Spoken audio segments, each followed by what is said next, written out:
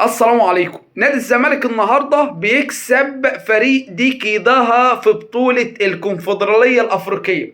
هتقول لي يا عمر ده المباراة سيئة جدا والزمالك النهارده ما لعبش وما عملش. أنا إهدالي بس الماتش اللي فات الزمالك لعب أمام نفس الفريق وفاز عليه 6-0.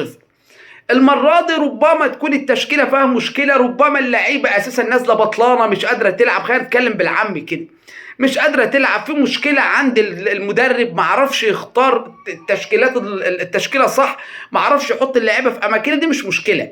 ليه مش مشكلة؟ المهم أي نعم فاز بضربة جزاء، ولولا ضربة الجزاء كان خرج 1-0. المهم إن هو فاز. النهاية إن الفريق بتاعك خرج فايز، لعب ماتشين في البطولة، الماتشين طلع منهم فايز، والفريق بتاعك عنده مشاكل الدنيا. الزمالك يا جماعة عنده مشاكل الدنيا والآخرة. فلما الفريق يفوز انت يا باشا افرح. افرح. هتقول لي لا ما افرح. انا بقول لك الفريق بتاعك عنده مشاكل الدنيا. اللاعيبه نازله ما خدتش فلوس اساسا، زهقانه من هدومها. يعني انت تحمد ربنا ان الزمالك فاز النهارده. ده اللعيبه مش لاقيه تاخد فلوس. اللعيبه نازله، اللي ليه مليون واللي ليه 2 مليون واللي ليه 5 مليون واللي ليه 100,000 دولار واللي ليه مش عارف 40,000 دولار. الناس لها فلوس، ومع ذلك اهو جابوا ضربه جزاء وجابوا جول. الماتش اللي فات كان برضو الزمالك متعثر برضو وعنده مشاكل وفازوا 6-0.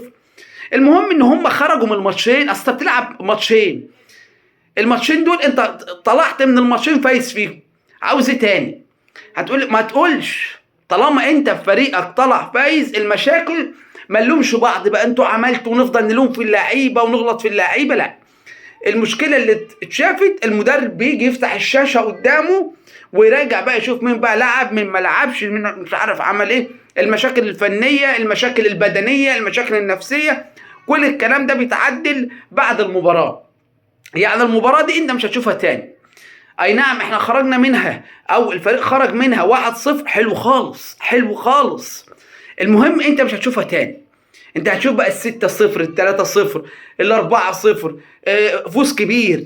بس المهم ان انت دخلت البطولة واخد اول ماتشين ليك، يعني 6 نقاط ليك. دول ما فيهمش كلام. اول ماتشين ليك في البطولة دول انت هتبقى عندك روح معنوية عالية، غير لما تتعادل، غير لما تطلع مغلوب مباراة وفايز مباراة. اما داخل في واخد الاتنين يا راجل رايح جاي، واخد الاتنين، واحدة واخدها 6-0 وواحدة واخدها 1-0. رضا يا عم، هات ال6-0 وهات منهم 3 اهداف حطهم مع دي، هنا 4 وهناك 3. بسيطة اهي. بس المهم ان هو فاز النهارده خلاص. عاوزين تاني؟ لايك واشتراك، صلى على النبي، والسلام عليكم.